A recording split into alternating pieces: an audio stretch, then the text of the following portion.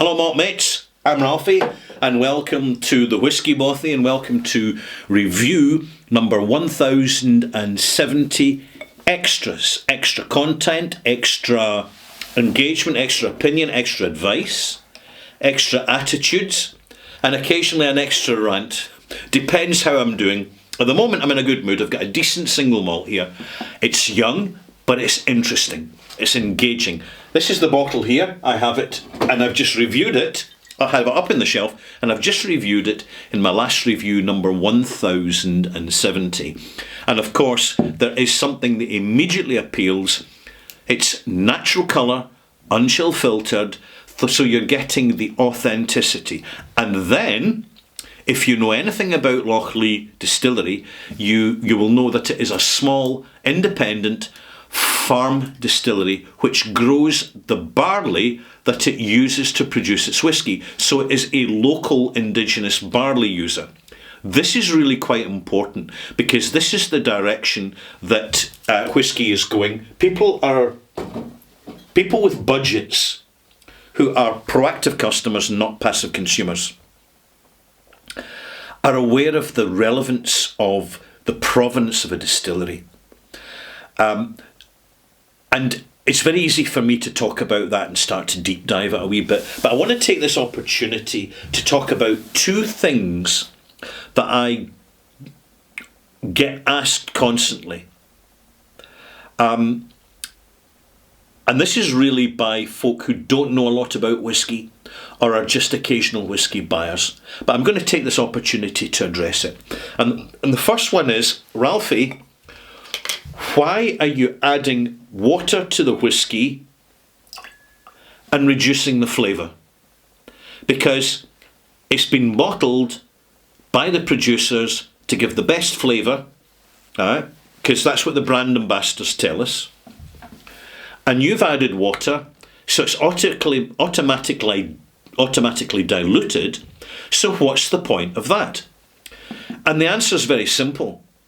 You need to understand how alcohol behaves. Alcohol and water do not get on. Alcohol, in fact, is aquaphobic. Now, the two are solvents. Both water and alcohol are both solvents. So they have no choice but to bond together. So when whisky is being made, a significant proportion of it is water and the other proportion is alcohol. The actual chemicals that contribute flavour are no more than about 2 to 3% of the content, depending if there's previous content from the cask in it.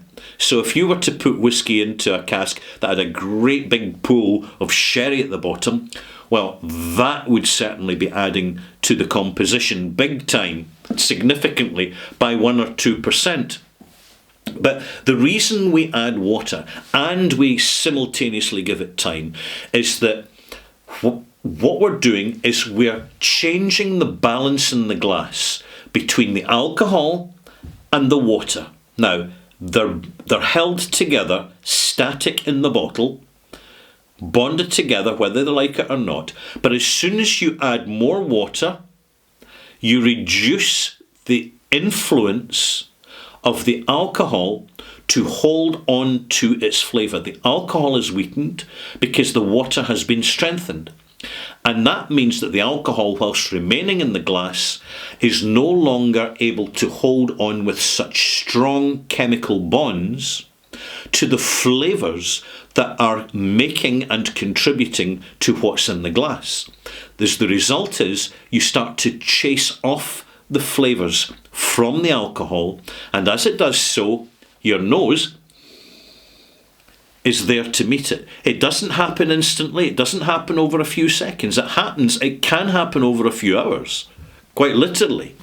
But generally with a younger whisky that's maybe about 6-7 years old, it'll happen about 15 or 20 minutes. And you'll add a drop of water, and what you'll get is a heightened dynamic. So when I had this without the water, I had a uniform experience as I kept sipping.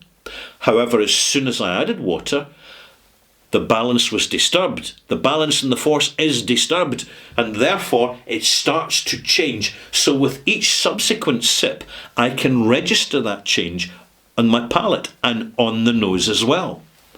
So this is why we add water, particularly to cask strength whisky, particularly to 46% whisky, natural colour and unchill filtered, because it's simply in better condition to respond to the modest addition of water. However, don't add too much. You add a little at a time till you reach your perfect bliss point, and then you stop and you don't add any more. You just continue over a period of time to enjoy the dram as it is, because you've bought it for smell and taste. That's why we paid the money for it. That's what we're looking for. And the more experience we get, the more we know what we're looking for. What else would I add? I would also add that it's when you add a drop of water to a young whisky that you really start to see the signature from the stills getting articulated. However, with older whisky, what becomes more pronounced is the balance and exchange of activity between the spirit and the cask.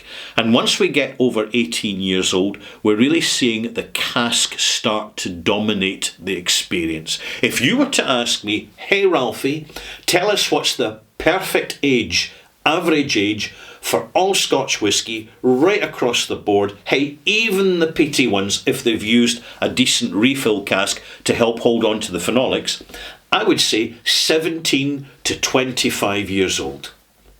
But of course, it depends what size of cask, doesn't it? It's going to get complicated now, because you get little tiny casks, you get blunt casks, and then you get butts. So you get casks that vary from 60 litre capacity to almost 650 litre capacity, and they work in very, very different ways. That is for another extras. I'm going to go on to the second question that I get asked an awful lot, repetitively. And that is, Ralphie, what's the best whisky? And my answer's simple. The best whisky is the last one you enjoyed the most. There is no best whisky. We do give marks, many reviewers, including myself, we do give marks on what we are communicating to you and talking about. And the simple reason for this is to give a relatively standard point of reference, a scale, a measurement scale, as just to how much we're really enjoying the whisky. But the thing is, you can enjoy a whisky at 80 marks out of 100, just as much as you enjoy a whisky at 90 marks out of 100. Now, on my channel, I haven't dished out any 90 out of 100 marks for a long time now, since I became increasingly frustrated at mainly US retailers who were waiting for Ralphie to give a 90 out of 100 before they pumped their prices up on the product. And that's unfair. Although it does unfortunately seem to be standard practice in some places. It's cynical, and I also think it's naive.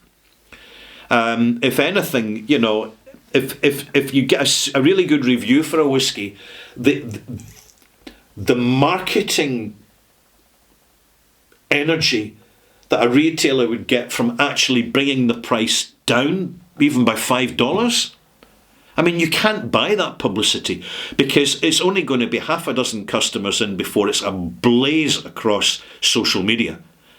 And that's the only marketing that matters these days. And I'm saying that because I go into my local supermarkets and I just see the whisky sitting on shelves. And it's there for a reason. It's for the passive consumer, the occasional buyer. And they don't want to be adding water to their whisky. They want to be adding ice to their whisky, and they're not really concerned about the age statement. All they know is they're going to have to pay an awful lot more for older age statements because the experts tell them it's better. So, unfortunately, they just don't know an awful lot. And by the way, This goes for everything out there. We are so poorly educated in life. We've got to take responsibility for our own education in order to survive better. It's not just bottles of whiskey. Financial products can be an absolute bear trap. Shocking bear trap. And it shouldn't be, but it's too good an opportunity for the small number of empowered to manipulate and abuse the majority. And this comes back to whiskey, is why do we consume it? I know it's put out there as a luxury product, but it's not a standard luxury product. It's a little bit different because there's nothing rare about it. And it's actually very easy to make good whiskey. All you need to do is have the skills and have a passion for it. And all you need is a couple of pot stills and a few tanks, and then you need some decent quality casks to help your whiskey grow up. It's not rocket science, but there is some serious skills involved, and it is a balance of science and intuition and artistic creativity, without a doubt about it. If every master blender was basically using formula to blend their whiskies, we would be relying on what's being bottled for the supermarkets. But we know there's some really good blends out there. Even single malts are blended. Blends from the one distillery, of the one whiskey, from different casks, slightly different ages, as long as the youngest cask provides the foundational age statement for the whiskey, the age statement. That's what matters. But I really don't have much more to add at this stage. It's inevitable because it's human nature. The simple, obvious question, what's the best one? I've answered that. And secondly, why add water to your whiskey when it's already been done for you by the master blender? Now, they're referring to whiskey bottled at 40%. Now, as a simple answer to that, and I'm going to conclude the video on this, is that 40% is there at the bottling strength, unless you're in the USA and you get 43%. So you get a little bit extra. It's there for a reason. And that's because 40% is the legal minimum you're allowed to bottle the whiskey. And it's also the minimum customs and excise duty and taxation in the UK. So the cheapest way to put your whiskey out in the market is at 40%. And that's why so many bottles are at 40%. Because it's just strong enough to hold on to the basic flavour. And there you have it. Thanks for watching. See you soon.